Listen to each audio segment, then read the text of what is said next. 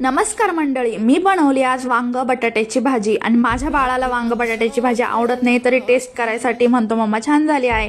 तर सर्वात पहिले मी वांगे असे कापून घेतले आणि आळे वगैरे बघून घ्यायची आणि त्याच्यात बटाटा पण टाकते मी, कारण मला बटाट्याशिवाय वांग्याची भाजी आवडतच नाही। छान धुवून घेतले आणि शेंगदाण्याचा कूट मी भाजून ठेवलेले होते, शेंगदाणे त्याचा कूट करून ठेवलेला होता। तर मीठ टाकलं, काळा मसाला, लाल मसाला आणि सिक्रेट मसाला, सर्व जेवढे मसाले होते माझ्याकडे सर्व मी टाकते।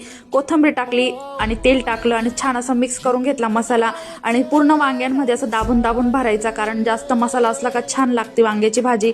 तर सर्व वांगे मी तसेच केले, बटाट्यांना पण मसाला लावला, कढईत तेल टाकलं, जिरं मोहरी टाकली, कढीपत्ता टाकला आणि छान असे तेल सुटेपर्यंत वांगे असे फ्राय केले आणि बटाटे पण टाकले, छान असे फ्राय करून घेतले कारण खूप छान लागतं ते। आणि नंतर पाणी टाकलं, आपल्याला जेवढं लागेल तेवढंच पाणी टाकायचं, मीठ टाकलेलं होतं म्हणून मी मीठ नाही टाकलं आणि शिजले का बघून घ्यायचे आणि ताट रेडी आहे आपल्याला खाण्यासाठी। तर कशी झाली वांग्याची भाजी कमेंट्समध्ये नक्की सांगा। Bye bye.